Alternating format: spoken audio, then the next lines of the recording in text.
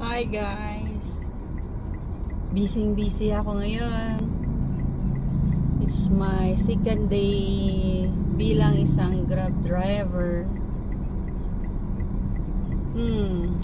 Kahapon yung first day ko, grabe, stress na stress ang lola nyo. Hindi ko alam yung pakiramdam, ganun pala yung pakiramdam.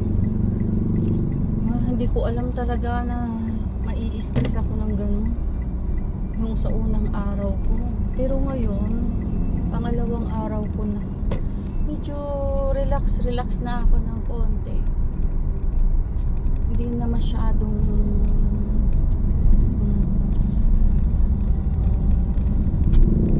kanina may pasaheros ako, sabi nakipag-usap siya sa akin, kaya ko daw. Mabait naman yung pasaheros ko. Medyo nawala yung stress ko. Mabait, kaya ko daw, sabi niya. Maganda daw yung